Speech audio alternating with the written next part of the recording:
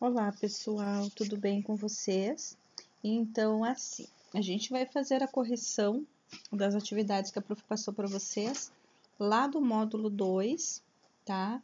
O módulo 2, e vocês tinham um texto para ler, tá? Esse texto ia da página 12 até a página 19, isso, até a página 19. E daí, na sequência, nós tínhamos uma interpretação de texto. Tá bom? Então, vamos lá. Assim, na página 20, a primeira questão diz: no início da investigação, como Miss Susan é apresentada? Então, ela é apresentada como uma pessoa reclusa e com poucos conhecidos. O que é o recluso? Uma pessoa que fica fechada, uma pessoa que não tem muitas amizades. Ela é uma pessoa, podemos dizer, talvez que mais discreta, uma pessoa que não gosta de estar em grandes círculos de amizade, tá? Questão 2. Uma situação do passado de Miss Cushing levantou suspeitas quanto à autoria dos últimos eventos. Que acontecimento foi esse? Tá? Então, o fato de ela ter alugado quartos na sua casa para 3 estudantes de medicina. E daí ela, de repente, precisou dispensá-lo em razão de alguns maus hábitos dos jovens. Então, isso gerou uma certa suspeita. Que características dos supostos suspeitos estabelecem uma relação com o fato ocorrido? Além de terem sido expulsos da casa de Miss Susan, eles eram estudantes de medicina e por este motivo teriam acesso a corpos e órgãos humanos das salas de dissecação, de onde poderiam ter vindo as orelhas encontradas na caixa. Seguindo, Miss Cushing se mostra muito aflita diante da proporção que o caso tomou e revela isso aos investigadores. Identifique no texto um trecho em que isso fica evidente. Então, sou uma mulher sossegada e vivo uma vida reclusa. É novidade para mim ver meu nome nos jornais e ter a polícia na minha casa. Tá? Então, este é um trecho. A situação vivida por ela movimentou a comunidade em que vivia? Explique se sim, né? Por quê? Então, todo mundo voltou o seu olhar para a casa de Miss Susan, levando a se sentir ainda mais exposta e fragilizada. Ou seja, ela ficou constrangida, ela não gostou, ela não queria aquilo, né? Ela não queria ser visada, ela não queria ser vista, ela não queria que as pessoas passassem a observá-la. Então, ela não queria isso, ela queria ficar na discrição dela, tá? Lembrem que ela era uma pessoa discreta. Questão 4. Ao conversar com Miss Susan, Sherlock Holmes começa a lhe fazer diversas perguntas, sempre demonstrando atenção ao que ela tinha a dizer. O trecho a seguir apresenta uma situação peculiar vivida por Sherlock ao final dessa conversa. Leia-o. Por um instante foi possível ver um misto de surpresa e satisfação em seu semblante ansioso, mas assim que ela deu uma espiada para descobrir a causa do seu silêncio, Holmes voltou a ficar sério como sempre. Então, diante desse trecho, o que pode supor a respeito do comportamento de Miss Cushing? Vejam que são sugestões, tá, gente? Porque cada um de vocês vai ter uma opção aí, uma forma de responder essa questão, porque isso é muito da interpretação que a gente faz. Lógico, a gente não pode responder algo que não tenha nada a ver com aquilo que está sendo questionado. O que eu digo é a forma de dar essa resposta, a forma de escrever. Não vai ser igual o que a prof está apresentando para vocês aqui, porque é a maneira de cada um expor o seu pensamento. Então, uma sugestão é que ela escondia algo ou que ela estava mentindo, ou ainda que sabia por que havia recebido a caixa com as tais orelhas. Tá? E o que pode se concluir acerca da mudança de fisionomia do investigador? A gente pode concluir que ele havia descoberto algo importante para a revelação do caso, ou algo que pudesse apontar novas pistas para as suas investigações, mas não queria que a mulher percebesse. 5. Qual foi a justificativa de Mr. Lestrade para convidar Sherlock Holmes para trabalhar nesse caso. O que isso revela com relação ao caso? Então, vejam que ele comenta que o caso parece fazer o gênero de Sherlock, sugerindo que a situação não é das mais simples, tá? Ou seja, é um caso complicado que vai exigir muito trabalho, muita investigação, e só alguém tão experiente como Sherlock poderia resolver este caso. O convite para trabalhar em um caso como o das orelhas enviadas anonimamente a uma senhora deixa evidente quais características de Sherlock, tá? Isso indica que ele era astucioso, que ele era inteligente, ele sabia o que fazer quando se deparava com os casos difíceis. Então, ele era bom naquilo que ele fazia. Questão 6. Releia uma das falas de Sherlock Holmes a seguir. Vamos lá. A que se refere a expressão em destaque nesse trecho? Então, as duas orelhas enviadas a Miss Cushing dentro de uma caixa de papelão. O que Sherlock demonstra ao empregar essa expressão? Frieza, humor, ele é irônico, né, gente? Lembrem que é uma das características desse investigador, ser irônico. Aqui nós temos as qualidades de Sherlock como detetive, são mencionadas no decorrer do texto. Relacione as características elencadas a seguir com os trechos retirados do texto que evidenciam essas atitudes do investigador. Corpos em sala de dissecação são injetados com fluido conservante, tá? Então, isso indica que ele é pesquisador. A importância está no fato de que o nó foi deixado intacto e esse nó é de um caráter peculiar. Isso nós podemos ver que esse detetive ele é detalhista. Ele vê coisas que talvez outros não pudessem enxergar. Finalmente, ele as devolveu à caixa e deixou-se ficar por algum tempo em profunda meditação.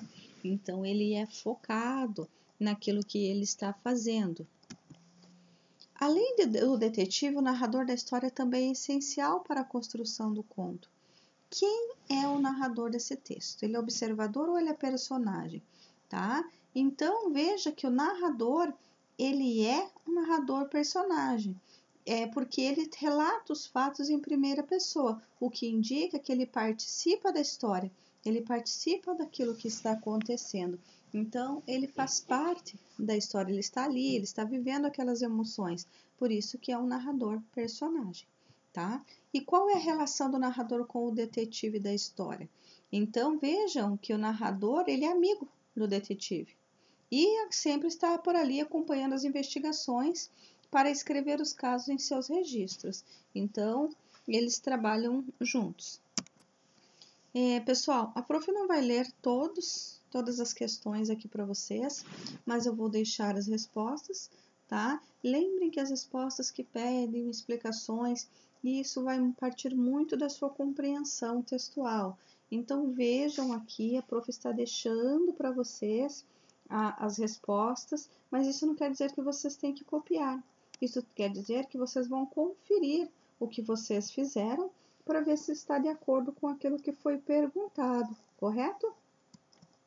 Então, acompanhem aqui a página 24 a 26, também a mesma coisa. A prof vai deixar o gabarito para vocês, vocês vão observar e vão ver se vocês responderam conforme os questionamentos que foram propostos, tá? Agora vejam comigo aqui. Leia a frase a seguir atentando para o termo em destaque.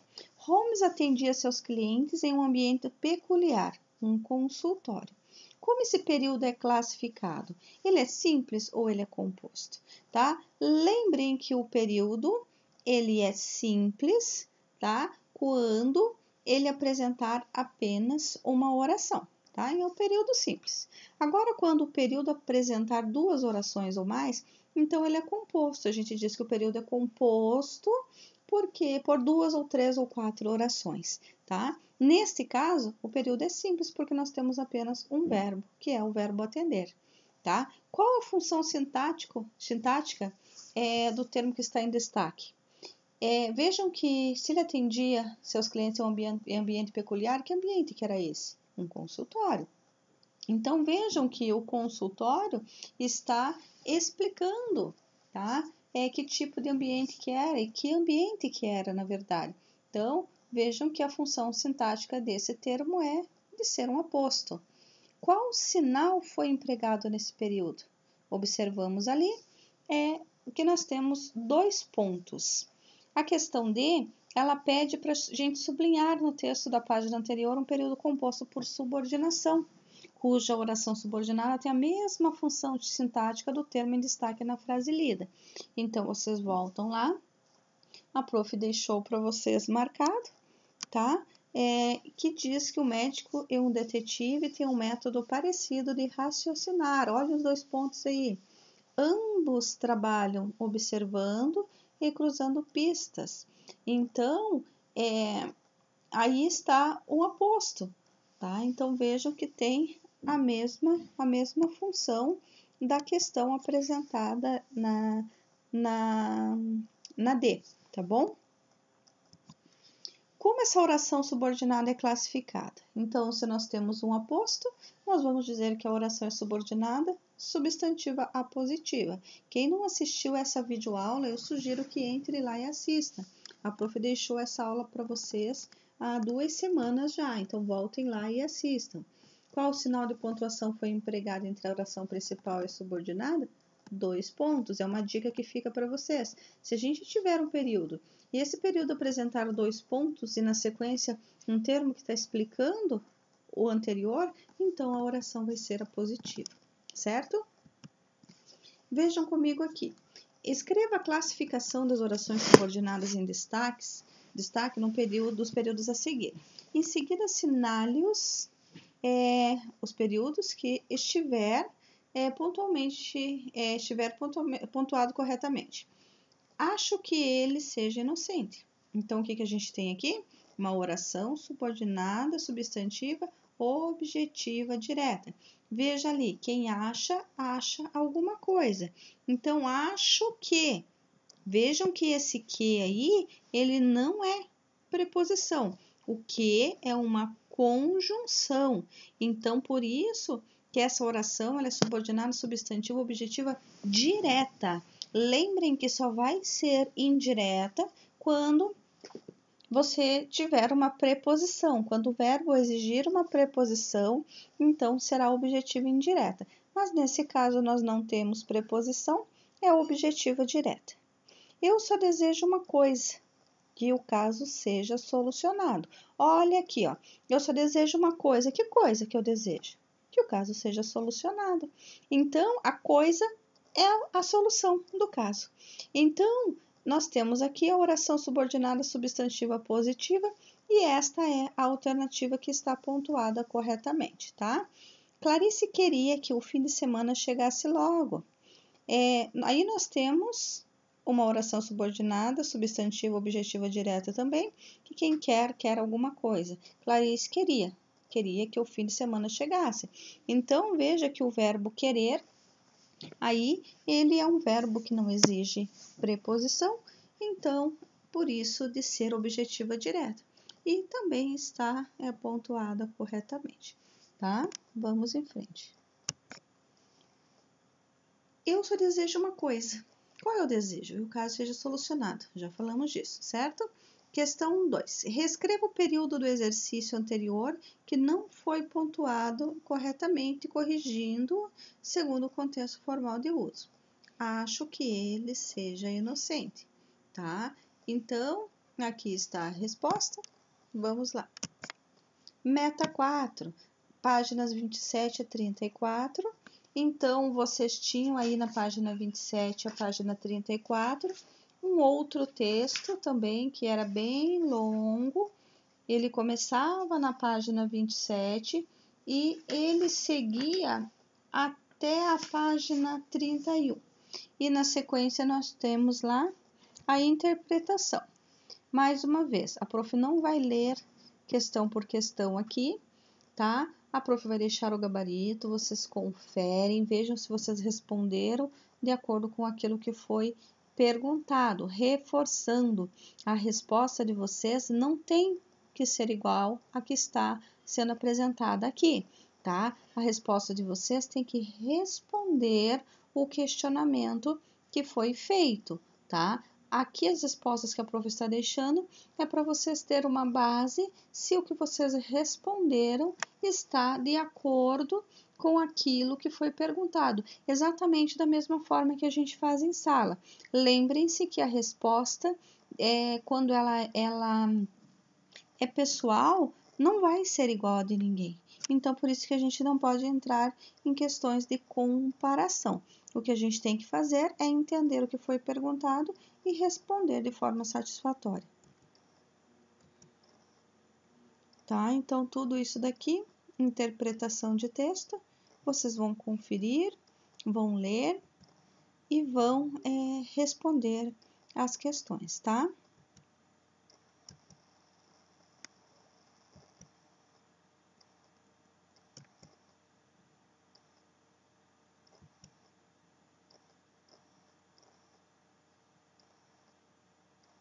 Aqui, questão 8. Por qual motivo os colchetes foram utilizados nesse trecho? Tá? Então, para inserir uma observação que não estava na carta. Tá? Então, veja que ele diz ali, em conformidade com o plano que nós havíamos feito para pôr à prova nossas teorias, esse nós é ótimo, não é Watson. Então, vejam que é algo que não estava na carta, é algo que ele fala, tá? Que ele fala com o Watson, então isso é marcado ali. Então, os colchetes estão indicando uma observação que não estava na carta, está inserindo uma observação que não estava na carta. E qual é o outro recurso que poderia ter sido utilizado? Parênteses, vírgula ou travessão, tá, gente? Então, os parênteses, as vírgulas ou os travessões que daí ficariam ali, isolariam esse termo que está apresentado, que foi inserido e que não fazia parte da carta. Que outro recurso, né, poderia ser utilizado? O prof repetiu aqui, parênteses, vírgulas ou travessões. Eu tinha pedido para vocês fazer uma pesquisa sobre estrangeirismo e desenvolver um mapa mental com todas as palavras estrangeiras que nós usamos no nosso cotidiano. A pesquisa deve ser manuscrita e não é necessário imprimir nada, tá? Então, eu vou mostrar para vocês um exemplo aqui, tá? Esse exemplo eu retirei da internet, mas serve para vocês terem como base de como mais ou menos vocês deviam ter realizado esse trabalho ou precisam realizar, tá? Então, façam no caderno, tá? Tem que constar no caderno de vocês. Vocês até podem fazer uma folha sulfite, mas vocês terão que colar no caderno após finalizado. Tá, gente? O que é o estrangeirismo? Lembrem lá que o estrangeirismo são palavras de outras línguas que são inseridas na nossa língua e elas passam a ser utilizadas por nós de uma forma muito simples, como se elas sempre estivessem estado ali na nossa língua, tá? Então, veja que a gente usa hackers ali com frequência, o próprio tablet. Então, assim, palavras que são palavras de origem de outro idioma, porém que fazem parte do nosso vocabulário, porque elas foram inseridas na nossa língua, tá bom? Olha o exemplo aqui. Aqui é neologismo e estrangeirismo. O prof pediu só estrangeirismo para vocês, tá? Então, ali, ó, pendrive, que é uma palavra que não é do nosso idioma, foi emprestado ou foi importado, como vocês preferirem entender aí, e hoje faz parte, hoje é nossa, nós usamos isso cotidianamente. Pessoal, acompanhem a Iônica, realizem as tarefas, assistam às videoaulas, as videoaulas que a professora está postando para vocês, porque isso é importante para vocês compreenderem os conteúdos. E deixem as perguntas de vocês, sua prof, lá no mural da Iônica, tá? Deixe no mural, pessoal, porque às vezes a prof não consegue encontrar em outros lugares quando vocês deixam. Então, deixem lá no mural, que assim que eu for recebendo, eu vou respondendo vocês, tá bom? Fiquem bem, se cuidem, tá? E sigam as instruções a respeito das orientações que foram dadas aí para o decorrer da semana, tá? Lembrando que as metas agora elas serão disponibilizadas para vocês lá na Iônica, tá bom? Beijos para vocês e fiquem bem.